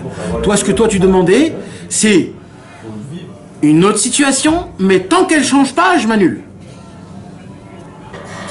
Moi, je veux que ça change la situation. Mais tant qu'elle n'a pas changé, je m'annule totalement à Hachem Barar. Mais si je veux pas, c'est-à-dire si maintenant je veux... Non mais j'ai l'obligation de l'annuler. Parce que c'est Hachem. Hachem il m'aime. Ce qu'il fait, c'est bien. Mais si tu me poses la question, je veux que tu enlèves cette situation. Et Hachem, il veut tout. Il veut ça, il veut ça, il veut tout. Mais il veut que tout passe par la prière. Maintenant, le problème, c'est là où je viens. C'est là où tu arrêtes de prier. Par exemple, c'est quand la dernière fois que vous avez prié que vous voulez réellement devenir des tzadikim? Grande question. C'est quand réellement la dernière fois que vous avez demandé à Hachem de devenir des tzadikim? Mais comment c'est possible? Baruch Hachem. Rabbeinu, il a dit, j'accepte la situation. Je veux que vous deveniez comme moi, il a dit Rabbeinu. C'est pas une grandeur, c'est un ordonnement. Un ordre. C'est un ordre, les gars. De devenir comme lui, c'est un ordre. C'est un ordre. On doit tout faire pour devenir comme lui. Comment c'est possible qu'on a arrêté, pas de devenir comme lui, de prier, de vouloir? Vouloir! Gratuit, c'est gratuit. Vouloir, c'est gratuit. Prier, c'est gratuit. De prier. Qu'est-ce que tu t'en fous de dire Ribono Shel Olam, donne-moi la volonté de vouloir être un tzaddik. De prier pour ça. De vouloir comme Rabbi Nachman. Ouais. Fais-moi Rabbi. Ouais. T'as le droit de dire ça. C'est un ordre. C'est un ordre. Ben oui, sans savoir, Rabbeinu, il te l'a demandé, tu le fais. De nous rapprocher de lui, de devenir des gens sans d'état à vote. Comment c'est possible qu'on a arrêté? C'est pourquoi? Parce qu'on a dit, c'est trop. Et dans ça, t'as pas d'émouna. Et là, Rabbeinu, il peut pas supporter un truc pareil. Alors écoutez, mes amis, ce qu'on va étudier ce soir. Rabbeinu, il va nous parler sur cette situation-là. La situation où tu sens que là où tu vois, là où tu regardes, là où... c'est mort. Il y a une mine. Tu sais quoi, à quoi ça ressemble? Ça ressemble au mec qui a mis son pied sur une mine et qui sait que s'il enlève, il éclate. Ah, il n'y a plus rien à faire là. Là, c'est foutu. Naron? Et ben voilà. Là, on est là. Qu'est-ce qu'il fait le mec? Il se tue. Il crie. Il boit. Il fume. Il fait quoi? Il sait qu'il va mourir. L'histoire, c'est quand? Eric, tu veux nous faire Kavod? Bechavod. Sirat Haran, numéro 146. Et soyez attentionnés, mes amis. Qu'est-ce que c'est? Kashia. Kashia. C'est quoi Kashia, mes amis? Rabbeinu va nous donner le secret. Dans la Gemara, il y a écrit plein de fois Kashia. C'est quoi Kashia? C'est un jumeau? Kushia. C'est quoi une Kushia? C'est une question. Maintenant, c'est quoi une question? Une question qui pose problème. Alors, il y a She'ela. C'est quoi une She'ela? C'est une question. Et il y a une Kushia. C'est quoi une Kushia? C'est aussi une question. Mais c'est quoi la différence entre une She'ela et une Kushia? She'ela, si tu dis pourquoi. Kushia, tu dis pas pourquoi. Tu dis mais t'as fait comme ça, et c'est écrit comme ça, c'est comme ça, et lui il est comme ça, En fait, là tu reviens avec tes points. She'ela, c'est pourquoi c'est comme ça? Je voudrais savoir. Tu vas apprendre. Le Kushia, c'est si tu viens en combat. Là c'est pour donner un... Les taureaux, ils font des... Comment ça s'appelle? Des encornements. Ils écornent. Là, c'est un encornement. Là t'es énervé. Et là, tu dis à Hachem, c'est pas une She'ela, là. Là, c'est une Kushia, Ribono Shel Olam. Comment c'est possible ce qui se passe sur moi? Comment c'est possible ce qui m'arrive? Je sais pas comment me faire. Ça, c'est une Kushia. Alors, dans la Gemara, il y a, quand il y a une halakha, on met sur table une halakha, et tous les tzadikim, ils en parlent dans la Gemara. Alors, un dit comme ça, un dit comme ça, un dit comme ça. Et d'un coup, il y en a un qui dit, j'ai une Kushia. C'est quoi une Kushia? C'est qu'il remet tout ce qu'on vient de dire en question. Et qui dit, moi je dis tout ça c'est faux. T'as compris? Kushia en fait c'est tout remettre en question. Alors Rabbeinu il dit, je vais vous dévoiler c'est quoi le secret du mot Kashia dans la Gemara. C'est beau. On y va. Ouais. Le présent passage est en rapport avec ce qui figure dans l'enseignement 46 d'Ilukotei Moharan 2. On y trouve le terme Kashia. Kashia. Ce terme étant composé des initiales des mots Shema, aïe aïe aïe aïe aïe. Yod, Kachem. Shema Koli Adonai Ekra. Shema Koli Adonai Ekra. Qui veut dire? Il le dit en français? Il dit Shema Adonai Koli Ekra. Ok, mais il le dit en français, c'est quoi? Écoute mon Dieu, ma voix qui t'appelle. Ça, c'est les rachets tes votes de Kushia. En fait, c'est quoi Kushia? C'est pas quelqu'un qui dit je remets tout en question. C'est un mec qui dit Kushia, Shamit Bar, Kushia. J'en peux plus, je t'appelle, t'es pas là. Shema Adonai Koli Ekra. Comment c'est possible? T'es pas là? T'es pas là? On nous a dit que si on prie, ça fonctionne. Tu sais, écrit dans les livres. Ça fait combien de temps? Comment ça fonctionne pas, ce truc-là? Shema Hashem Kol Yikra, c'est une vraie Kushia, mes amis. Et c'est ça le secret du Kushia. C'est qu'il y a des fois où tu vois qu'il y a des règles qui sont pas réglées. C'est écrit dans le livre, mais on ne fonctionne pas d'après les règles, il y a un problème. Ça, c'est une Kushia. C'est une question. Comment Hashem il fait un truc pareil? Maintenant, attendez, mes amis. Juste avant qu'on continue, il faut faire très attention, il dit Rabbi Nachman. Ce qu'on appelle, c'est le Pegam HaMishpat. Très attention. C'est quoi le Pegam HaMishpat? Ça, c'est entre parenthèses. Hein. Le Pegam HaMishpat, qu'il faut jamais endommager ce point-là, c'est de remettre en question le jugement d'Hachem. Jamais. Le Pegam HaMishpat, c'est tu remets en question ce que Dieu a décidé. Mais t'es qui, toi? Mais t'es qui? T'es quoi? T'es quoi? Donne un exemple. Quand un homme il râle, il dit j'accepte pas. Quand tu t'énerves. Il y a une autre chose. Jusqu'à maintenant, ce que je parle, c'est quoi? C'est moi, j'arrive pas à vivre cette situation. Ça, c'est pas pareil. Alors là, tout ce que tu râles, c'est pas pour Dieu, c'est envers toi. J'arrive pas, Hachem, j'arrive pas, j'en peux plus, je sais pas qu'est-ce que je dois faire, c'est toujours toi. Mais quand tu remets la tâche à Dieu, pourquoi t'as fait ça? Tu fais mal les choses. Pourquoi lui, il a pas mes problèmes? Oh, c'est lui le fautif. Alors là, ça s'appelle un Pegam HaMishpat. Ça, c'est très grave. Toujours, c'est toi le problème. C'est toujours... Maintenant, la question, que quand tu râles, quand tu cries, quand tu t'énerves, la Kushia, c'est quoi? C'est, moi, Hachem, j'ai essayé, j'ai prié, mais je comprends pas, j'arrive pas, je sais pas, j'arrive pas. C'est toujours moi. Mais de Hachem, t'as mal fait. Comme Yov. Qu'est-ce qu'il a dit, Yov? Job. Et là, il a eu plein de problèmes, Job. Et qu'est-ce qu'il a fait, Job? Il a dit à Hachem, Hachem, peut-être tu t'es trompé dans mon nom. Au lieu de dire Iyov, t'as dit Oyev, tu m'as pris pour ton ennemi. Ah. Jusqu'à maintenant, t'étais comme il faut. Là, tu es en train de me sortir ça? Alors là, Akadosh Baruch Hu s'est dévoilé. Et là, t'as 30 prakim de tanné que Hachem lui donne à Iyov. Papapam, papapam, papapam, j'ai fait le monde, j'ai fait les astres, et je me suis trompé d'un mot. D'un mot, j'ai fait les astres. Parce que là, c'est grave. Là, il faut jamais... C'est le B'kar Mishpat. Donc, tout ce qu'on parle, c'est toujours...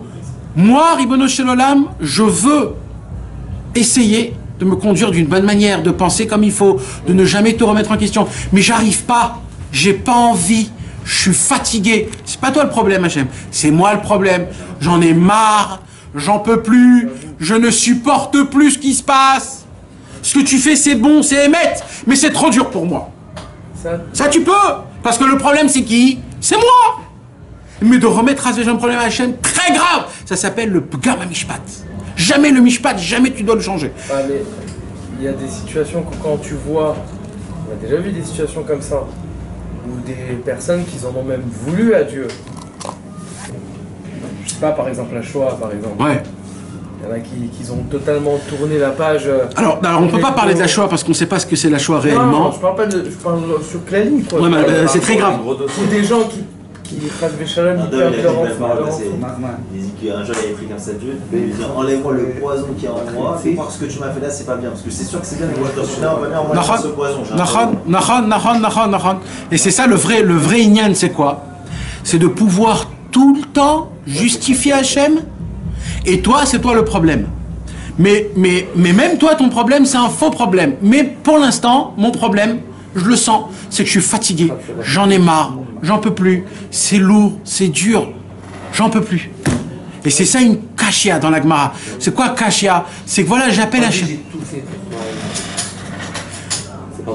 J'ai tout fait pour toi. Là, parce que là, c'est... Là, le lien que tu as avec Hachem, c'est donnant-donnant. C'est pas bon ça, Hachem il dit, mais t'es fou. T'es mon fils, moi je te donne gratuitement mon frère, mon fils. C'est ça, tu dois changer complètement de... Alors, Bechavod, Eric. D'accord, donc maintenant on a compris le Inyan de Kashia. C'est quoi Kashia? C'est quand un homme il est là, il a fait ce qu'il faut faire, mais il voit qu'il y a des choses qui n'avancent pas. Bechavod. Écoute mon Dieu, ma voix qui t'appelle. Voilà. Et il précède la phrase, cependant, quoi qu'il en soit, Dieu écoute sa voix et c'est en cela que réside son salut. Il me semble qu'à cet endroit, il manque un passage permettant de mieux éclairer l'idée en question. On vient, pour l'essentiel, nous apprendre que le cri dans le cœur de l'homme constitue en soi une marque de foi. Alors, attendez. Alors, il faut crier en fait. Là, Shema Adonai Koli, Ekra. Tu peux répéter s'il te plaît comment on dit en français? Écoute mon Dieu, ma voix qui t'appelle. Voilà. Écoute mon Dieu, ma voix qui t'appelle. Chaque mot est très important. Là, on parle de quelle prière? C'est une prière normale? D'après ce qu'il y a écrit, c'est ma voix. C'est ma voix. C'est le psaume qu'on doit lire à tout le temps. Ouais. C'est Elul. C'est pour ça que je te dis que c'est le... C'est ma vache, ça appartient. Mais là, il y a écrit quoi? Ma voix. Ça veut dire quoi? Ça veut dire que là, mes amis, écoutez bien. Non, c'est que là, David Améler, il dit quoi? Il dit Hachem, je suis fatigué de prier. Voilà, je suis fatigué. Des télim, j'en ai écrit. J'en peux plus. Voilà, dès que je suis né, on m'a dit que je suis un mamzer. J'étais toujours un truc. J'en peux plus, Hachem. J'en peux plus. Mais qu'est-ce qu'il a fait, David Améler? Il a dit, tu sais quoi, Ribono Shel Olam? Je vais pas baisser les bras, il dit David. Il dit, je vais au moins crier. Sans parole. Parce qu'il n'y a que ça que je peux faire pour l'instant. Je peux pas prier, eh ben je vais crier. C'est ça qu'il dit, Shema Adonai Koli Ekra. Entends ma voix quand je t'appelle, pas mes paroles. Parce que j'ai plus de paroles. J'y crois plus, j'en peux plus, je suis fatigué. J'ai tout dit. J'ai tout dit. Mais je te demande qu'une seule chose, Hachem. C'est quoi? Quand je crie, écoute ma voix. Et là, il dévoile un chidouche énorme. Il dit, Rabbeinu, il dit quoi? Il dit, chaque cri qu'un homme il crie envers Hachem, il se crée, il se... il se grave en lui une marque d'Emouna. Comme ça, il dit Rabbeinu. Chaque cri, c'est comme un laser. Tu sais, les laserisations, tu fais comme ça fait un trait. Chaque cri que tu cries, tu te fais une gravure, un tatouage, pire qu'un tatouage. Tu te graves un trait d'Emouna, que ce trait d'Emouna, il restera jusqu'à la fin de tous les temps. Chaque fois que tu cries, c'est comme ça. Et il dit Rabbeinu, pourquoi? Il dit parce que toi, tu dois dire, je suis fatigué de prier. Donc je veux quand même crier, mais crier, c'est pas pareil. Rabbeinu, il dit, si encore tu cries, c'est que tu as encore de la Emouna. Et cette Emouna, elle est le plus profond que tout. Que même ça peut pas même pas s'habiller dans des lettres. Donc ça sort dans un cri. C'est pour ça que le cri, il est exceptionnel. Imaginez-vous un homme, il est en train de souffrir. Alors, et il dit comme ça, s'il vous plaît, est-ce que quelqu'un peut m'aider? Je suis en train de souffrir. Ils vont le regarder, ils vont passer, ils vont rigoler. Je vous en supplie, les gars, aidez-moi. Là, peut-être oui, peut-être non. Mais si tu cries, tu sors dehors, tu cries, ah, qu'est-ce qui va se passer? Tout le monde va descendre, ils vont l'aider. Rabbeinu, il dit, si tu cries, c'est tout le ciel qui va venir t'aider. C'est tous les tzadikim qui vont venir t'aider. C'est David Ameller lui-même qui a créé ce chemin qui va venir t'aider. Il faut crier ses tripes. Il faut que tu arrives à Ouman sans voix. Les Chassidés de Breslev n'avaient pas de voix. Parce qu'ils criaient, ils criaient, ils criaient, ils criaient. Ils criaient, ils criaient. Pourquoi? Parce que j'ai plus rien, j'ai plus aucun mot, j'en peux plus, Hachem, j'en peux plus. Et tu te remplissais d'Emouna. Mais vous voulez savoir quelque chose, mes amis? Il y a ce qu'on appelle t'es chiche ou t'es pas chiche. Vous connaissez? Cap ou pas cap, pardon. Vous connaissez? Hein? Voilà. Voilà. Alors il y a cap ou pas cap. C'est quoi cap ou pas cap? On peut parler des années. On peut parler des années sur qu'est-ce qu'il faut faire, qu'est-ce qu'il faut pas faire, même comprendre. Oui, c'est vrai qu'il faut faire, mais t'es pas un homme pour l'appliquer. On n'est pas un homme pour l'appliquer. Il faut être chiche, il faut être cap, il faut avoir, il faut être un homme, il faut être un vrai homme pour sortir de ta bulle et de l'appliquer. Aller dans une forêt, ou alors à la mer, ou dans un miklat, et de crier jusqu'à que t'as mal au ventre. Mais pas rasvé shalom, de nerfs, pas de rage. Crier d'espoir, vous voulez que je vous... Vous savez, c'est quoi la sonnerie du chauffard? Il dit Rabbeinu à Torah 22. C'est ça! La sonnerie du chauffard, c'est quoi? C'est tout simplement un cri qui sort du plus profond de tes tripes. Parce que vous savez que le chauffard, ça sort pas de la gorge, ça sort du ventre. Tu dois sortir beaucoup de... ça sort du ventre. C'est un cri mima makim karatira Adonai, du plus profond des... Ça sort. Moi, tu dois prendre tout l'union du chauffard, c'est qu'il n'y a plus aucune prière Hachem. J'ai plus de mots. Qu'est-ce que tu veux que je te dise? Pardon, je te dis pardon tous les jours, je te dis pardon. Tu veux que je répète encore pardon? Je reste le même imbécile, je suis un singe. Je suis rempli de ta vote. Alors je vais prendre le chauffard. Le chauffard, qu'est-ce qu'il fait? Il envoie une voix que quand tu entends cette voix, ça te grave dans ton corps, ça te fait comme le fer rouge, mais de Emouna. Quand Eliyahu Hanavi va venir nous dire que Mashiach il va venir, il y a écrit qu'il va prendre son chauffard, il va se mettre sur le mont de Moria et il va sonner du chauffard. Il dit Rabbi Nathan, pourquoi il devra sonner du chauffard? Il dit parce que dans sa sonnerie du chauffard, il y aura tellement d'Emouna, tellement de languissement, tellement de teshuva, qui va tous nous marquer au fer rouge par la Emouna. Tout de suite, on va venir faire la teshuva. Mais Rabbeinu, il nous dévoile que ça, tu peux le faire bien avant. Il faut crier, il faut pas qu'on en honte, les gars. Bémet. Il faut qu'on crie encore une fois, pas de rage, pas de colère. Juste espoir, Ribono Shel Olam, j'ai plus rien, j'ai que toi. Il faut qu'on puisse arriver à dire, j'ai plus rien. J'ai que toi, j'ai vraiment que toi. Non, non, non.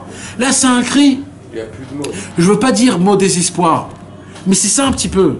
C'est quand tu te dis, il me reste plus rien. Shema, Adonai, Koli, Ekra. J'en peux, Hachem. Il me reste que ça. C'est tout. Non, c'est pas juste ça. C'est que Hachem, j'ai compris que réellement, il n'y a personne qui peut m'aider. T'imagines quand tu comprends ça, qu'il n'y a réellement plus personne qui peut t'aider. J'ai que toi, Ribono Shalom, donc je me mets totalement à toi, Ribono Shalom.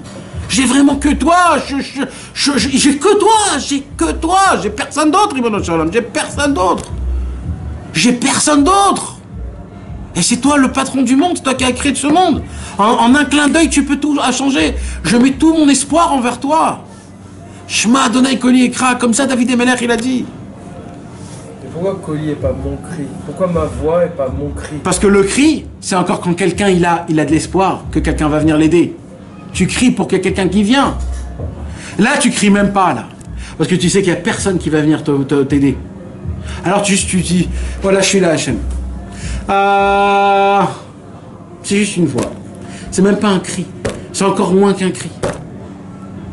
C'est juste une voix. Vous savez, souvent, Rabbi Israël, comme ça, en plein milieu de la journée, où il était assis dans sa chaise roulante, et souvent, quand il n'y avait pas des gens et on le mettait comme ça devant une fenêtre ou devant...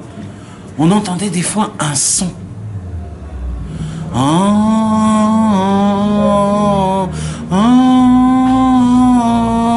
Il y a des fois où on s'est filmé où on entend comme un son qui sortait de sa bouche. Comme ça, longtemps. Maintenant, tu sais quoi? Qu'est-ce qu'il fait là? C'est pas une prière, c'est pas un cri, qu'est-ce qu'il fait? Et Béhémet, Aaron Patz, souvent aussi on a vu faire la même chose. Il avait une voix, que c'était une voix, mais qui te transportait, les gars. Béhémet, je vous dis la vérité, ça te transportait. C'est une sorte, et c'est ça, Shema Adonai Koli Ekra. J'ai plus rien, Ribono Shalom. J'ai plus rien. Rabbi Israël, il a tout donné pour nous. Il a donné son Chatzot, son Avodat Hashem, son Hitbodedut, son Seder, son Limud Torah, son tout. Pour qui? Pour la racaille de France de Belleville. Qu'ils ont rien, hein, ils ont rien fait pour lui. Hein. Et ils venaient chacun avec son kavod, chacun il venait avec son truc. Bah, à cause de nous, ils ne pouvaient pas faire Hatzot, ils ne pouvaient pas faire Hitbodedut, ils ne pouvaient pas étudier. Tu rentres dans un environnement où tu ne peux plus te permettre tout ça. Il vit chez des maisons, chez des gens. Donc il est obligé de manger ce qu'on lui donne à manger. Il ne peut pas faire ce qu'il veut. Il était toujours à la portée des mains. Toujours, il y avait des gens qui venaient tous les jours. Il lui parlait, il lui posait des questions, jour et nuit, tout le temps. Donc il était toujours à disponibilité des gens. Donc automatiquement, il avait tout raté. Pendant que là, tous ses copains dans la grande Choule Breslev, ils avaient leur Avodat Hashem. Chatzot, Hitbodedut, Rabbi Shmuel Shapira, etc. Et lui, il se retrouve avec des petits Tunisiens, des petits Marocains qui se la pètent et qui viennent et qui disent moi, et moi, et moi. Et pourquoi tous ces amis-là, ils n'ont pas pris avec lui? C'est là qu'ils l'ont pris avec lui. Je sais pas Non mais c'est un rôle. C'est un rôle. C'est un travail, c'est une vie, c'est un truc que Kadosh Baruch Hu t'a donné. Maintenant, pourquoi? C'est quoi tout ça? C'est parce qu'il a compris. Donc Rabbi Israël, il se disait, regarde où j'en suis aujourd'hui. J'ai plus rien. Je suis avec qui? Avec des gens que je sais même pas si Bassaf ils vont faire teshuva. T'imagines? Quoi?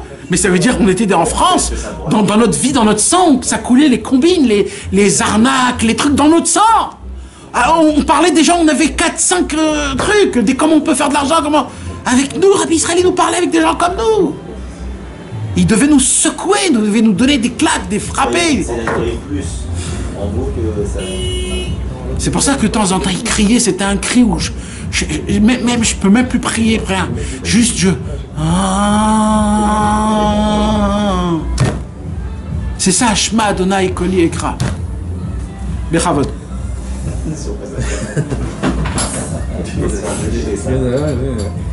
Car même si quelqu'un est victime de fortes pensées hérétiques et regorge d'objections concernant la conduite de Dieu... T'entends ça, David? L'arabe Benoît, il va au loin. Il dit, même si Chas Veshalom t'as fait le Bgama Mishpat, t'as remis en question Hachem, tu t'as posé des questions, t'as remis en question Hachem Itbar, ce n'est pas plus grave que ça au monde, mes amis. Il n'y a pas plus grave que ça au monde. Remettre en question Hachem Itbar.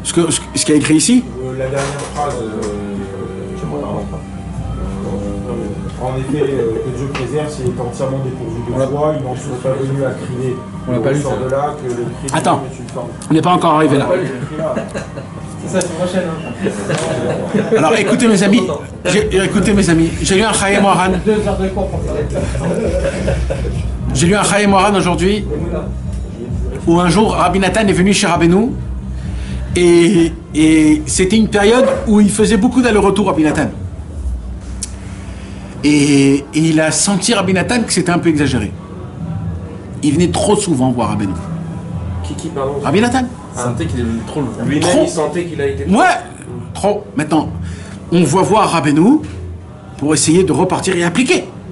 Mais toujours de revenir, ça devient pourquoi tu viens? Mais il l'accueillait toujours bien ou parfois moins bien? Alors écoute.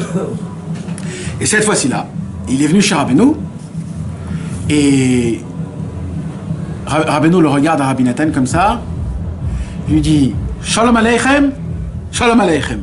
Comme ça. C'était la première fois. Et Rabbeinu il a regardé, il a fait un sourire. Ça veut dire il a. T'inquiète pas, je suis ton copain toujours. Et là il a dit assis-toi. Il s'est assis. Et là Rabbeinu il lui parle. Il lui dit tu veux savoir ce qui va se passer avec toi, je vais dire ce qui va se passer avec toi. Et là Rabbi Nathan il dit Rabbeinu il m'a sorti tout ce qui allait se passer jusqu'à la fin de ma vie. Maintenant il n'a pas dit qu'est-ce qui va se passer. C'est-à-dire il lui a fait faire il lui a parlé d'un langage où il a fait faire comprendre qu'il va en passer, lui, quand il va mourir Rabbeinu, des claques et des claques. Je lui dis, mais à la fin du compte, il dit, comment je vais tenir? Il dit, Rabbi Nathan. Alors il dit, je vais te raconter une histoire. Moi j'ai lu ça cet après-midi, mes amis, ça m'a renforcé énormément. Énormément. Il y avait un grand tzaddik qui dit Rabbeinu, à l'époque, un iré de Rabbeinu, ou un peu avant, où il se voyait tellement bas. Il se voyait tellement anave, il était tellement rabaissé, qu'il se disait, bah tu sais quoi? C'est certain que quand je vais aller au Guéhinom, on va me déchirer, et il va rester de moi que des cendres. C'est certain, il va rien rester de moi. Même ma Neshama, il va rien rester de moi, tellement que je suis un rachat. Mais il va rester quoi? De la cendre. Mais même dans la cendre, il y a un tout petit peu de vitalité dans la cendre. Et bien là-bas, le fait est que je vais accepter d'être la cendre, je vais servir Hachem. Et pour moi, c'est très bien. De servir Hachem là ou là, pour moi, c'est pareil. Et il a dit ça à Rabbi Nathan. N'aie pas peur de ce qui se passe avec toi. Ce qui va se passer avec toi, c'est Akadosh Baruch Hu. Et de là-bas, tu dois prendre de la vitalité. Que dans tous les cas, tu sers toujours Hachem. Parce que chaque seconde qu'on ne rebelle pas, on sert Akadosh Baruch Hu. Donc chaque seconde, tu es un serviteur de Dieu. Parce que là, je peux vous en donner une liste longue. Comment se rebeller là, tout de suite, maintenant. Se rebeller contre Dieu, tout de suite, je peux le dire là. Chacun en a une liste énorme. Mais le fait est que déjà on se tait et qu'on dit à Kol Hashem Itbarach, Enot Milvado, tout est pour le bien, Kol Beseder. Chaque seconde, c'est de la Vodat Hashem. C'est de la Vodat Hashem. Alors de temps en temps, on pique une crise de nerfs, l'honora. Mais 24 heures sur 24, c'est comme Rabbi Shlomo Karlebach, il a dit, ça n'existe pas un juif qui est Mechalel Shabbat. Pourquoi? Parce que pour être Mechalel Shabbat, il faut être Mechalel Shabbat tout Shabbat, 24 heures sur 24. Tu peux pas, ça n'existe pas. Pendant les 24 heures de Shabbat, c'est obligé que tu fais Shabbat. Pendant une minute. Donc ça n'existe pas un juif qui est Mechalel Shabbat. C'est pareil, dans la Vodat Hashem, on est tous d'Ovda Hashem. Parce qu'on ne fait pas des avérotes tout le temps. Le fait est que je me tais, que je reçois le dîme d'Hachem, ça suffit, ça me suffit. Et c'est ça, mes amis, c'est ça que ça doit nous renforcer. C'est parce que dans tous les cas, même Chas Veshalom, quand je suis dans le bas, quand de temps en temps j'arrive à lever ma tête et juste de crier un cri d'espoir, un cri tout petit même, un petit oi, ça suffit. Rien que ça vaut la peine de construire le monde pour qu'un juif, il se dit, Ribono Shel Olam, je suis pas content de ma situation spirituelle, je voudrais tellement me rapprocher, je voudrais tellement être un bon juif, je voudrais tellement te servir, tellement, je voudrais qu'il n'y a que toi et moi dans le monde. Quand j'arrive à ça, en surmontant tous les problèmes, et les problèmes, il y en a, les gars. Si c'est Chas Veshalom, des problèmes de santé, et si c'est pas toi, c'est sur tes enfants où t'as envie de te pendre tellement que c'est difficile. Et si c'est toi, ou si c'est des problèmes de Parnassa, ou si c'est des problèmes dans ton cerveau, ou si c'est des problèmes qu'on t'emmène dans des mondes où tu te dis, mais qu'est-ce qui m'arrive? Où je suis arrivé? Qu'est-ce que j'ai fait pour arriver dans un truc pareil? C'est quoi ce truc-là? Mais qu'est-ce qui s'est passé? Et là, tu dois dire, moi, je ne comprends rien. Je ne comprends rien. Dieu, il m'a mis là, je dois avancer. Je lâche pas le cri, je lâche pas la voix, je lâche pas la prière. Je reste à être un khayal, un soldat d'Akadosh Baruch. Si t'arrives à ça, le monde valait la peine d'être créé que pour ça. C'est toi qui maintiens le monde. Dieu, il dit Israël Asher Bechait Par, David Asher Bechait Par. Dieu, il descend et il dit merci. Il se dit merci à lui qu'il a créé une personne comme toi. Tout le but de ce monde, il est pour ça. Des tzadikim, pendant des années, ils ont rêvé de faire ça. Il y a des tzadikim qui ont demandé de mourir au Kiddush Hashem pour donner la gloire à Hashem, parce qu'eux, ils n'arrivaient pas à faire ce que nous, on arrive à faire. Nous, avec des petits problèmes de l'an 2018, on meurt al Kiddush Hashem toutes les heures. Tous les heures. Rabbi Yosef Karo, il a supplié Hashem de mourir Kiddush Hashem, bah sauf il n'est pas mort en Kiddush Hashem. Et toi, tu peux mourir, vivre à Kiddush Hashem, toutes les heures, toutes les minutes quand tu souffres, en disant, le problème c'est moi, c'est pas toi, Ribono Shel Olam, juste aide-moi à surmonter, à vivre, à continuer, à y croire, à voir que le bien, même si c'est difficile. Plus c'est difficile, plus je te donne la gloire à Hashem. Mais pourquoi eux non? Parce qu'à l'époque c'était facile. Parce qu'à l'époque c'était tous des tzadikim. Pour donner de la gloire à Hashem c'était très difficile. Il fallait faire un surplus de tout le monde. Là on est tous en bas. Donc pour donner gloire à Hashem c'est juste faire un petit peu. C'est tout. T'imagines de donner de la gloire à Hashem à l'époque du Baal Shem Tov, mon frère? Comment c'est difficile? À l'époque de Rabbi Shimon Bar Yochai, comment c'est difficile? Mais à l'époque d'ici où il y a des discothèques tous les jours. Et nous on est là, on étudie juste à côté. Ça s'appelle donner la gloire à Hashem. Vous croyez que je vous rigole, hein? Vous croyez vraiment que je rigole? Mes amis, quand Akadosh Baruch Hu, il va se dévoiler, il y aura tous les tzadikim qui auront préparé la couronne pour Hashem, pour la donner. C'est nous. Mais ce que vous savez pas, c'est qu'Akadosh Baruch Hu, il va dire, mais vous vous êtes trompés, les gars. C'est pas les pierres qu'il faut mettre. Moi, j'ai des sauts de pierre, moi. Et là, il va nous appeler le mec de Belleville, de Place des Fêtes, de Nice, de Juan-les-Pins.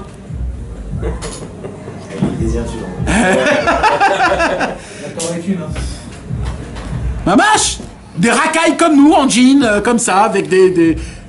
Oui, ben nous, on va couronner Ribono Shel Olam, on va le couronner, des gens simples comme nous, des gens qui ont fauté, mais dans la faute, on a dit Ribono Shel Olam, on est encore avec toi, on n'est pas mitièche, on est avec toi, même dans la faute, on est avec toi. Si je faute, c'est pas contre toi, malheureusement, c'est mon corps qui est un imbécile. Moi, mon cerveau, mon cœur, il est avec toi, Ribono Shel Olam.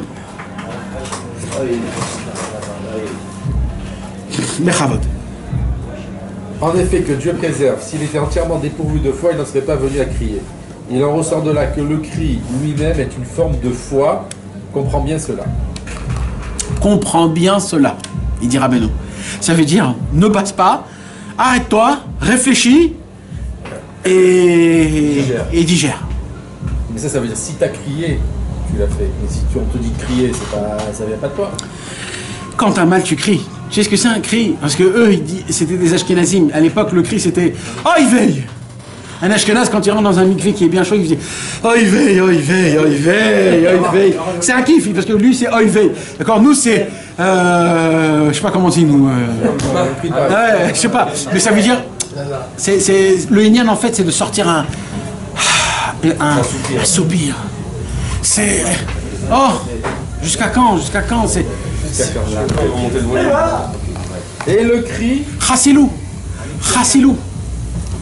Et le cri peut, lui aussi, nous amener à la foi, car le cri vers Dieu est, comme mentionné précédemment, une forme de foi réduite au minimum.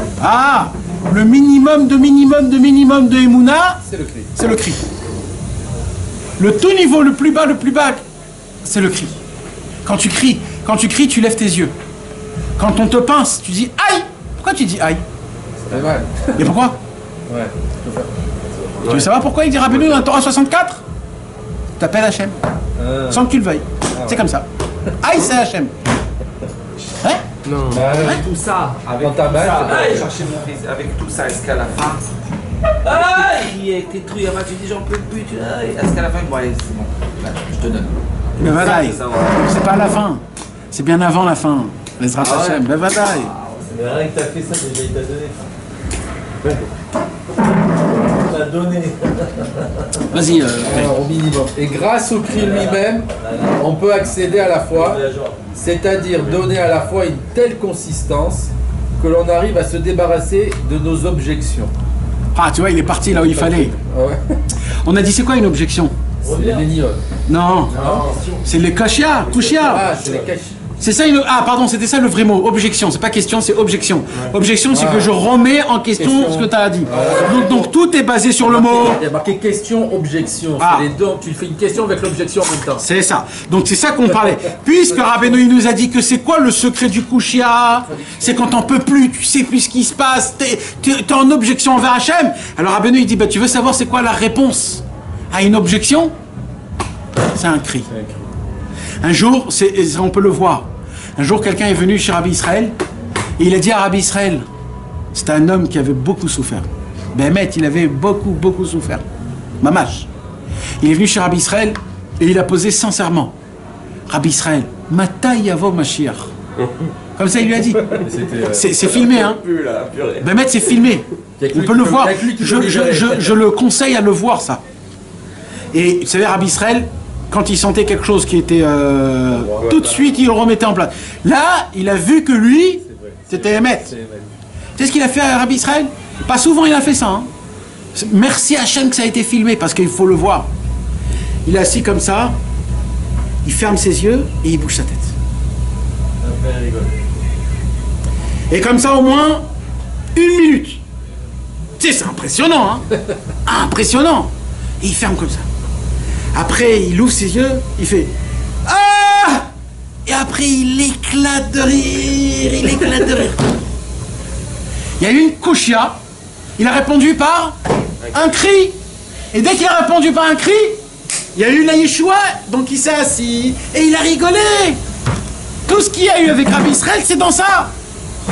On attire. Et le pauvre, celui qui a demandé l'activité, l'a compris. Je sais pas, mais apparemment il y a eu quelque chose, tu comprends, ça s'est passé, c'est-à-dire ça fait son souvenir. Donc c'est beau de voir l'application Mamash, c'est Mamash d'application. Et ça on peut le voir sur YouTube, mes amis, je vous le conseille Mamash de le voir dans... Je vais essayer de vous l'envoyer. L'explication n'aurait pas suivi. Mamash, mais c'est grâce à ça. Il y a des trucs pas sur YouTube. Ouais, il y a plein de trucs pas sur YouTube. Là il a répondu, il a dit Bessimchat, etc. Alors voilà la dernière phrase. Et même si on n'y arrive pas... Ah, même si on n'arrive pas. Même si on n'y arrive pas encore, le cri en soi est une très bonne chose, comme évoqué précédemment. Ça veut dire même quand tu cries par souffrance. Pas parce que tu cries parce que... Non, que l'on n'arrive pas à se débarrasser d'une telle consistance que l'on n'arrive pas à se débarrasser de nos objections. Non, ça veut dire qu'il n'a pas encore des couchottes. Ça veut dire que les questions ne partent pas. C'est qu'il a encore des questions. Il a crié, il a eu encore des questions. Les questions ne partent pas. Voilà, c'est ça. Alors il dit Rabbeinu, eh ben même que les questions y restent, le fait est juste de crier, ça te donne de la émouna, que Afal Piqué, la émouna, elle est encore plus forte que la question. Et dans tous les cas, tu vas sortir de ton problème. C'était bon ou pas? La fin, tu l'as un peu... C'est la fin, le moment de... Il veut que comme à Hollywood. Ah, le pétec, c'est pas le pétec. Le pétec. Ah. Sur ce laisse, hein. Voilà. Une couchère. J'ai dit ce qu'elle est au bas de Rosh Hashanah. T'as même pas parlé en fait. T'as commencé avec Rosh Hashanah, après rien à voir. Que Dieu... Ne pose pas de questions, frérot. Que Dieu nous donne la pitié et la miséricorde dans nos mains, qu'on puisse nous-mêmes faire la pitié et la miséricorde.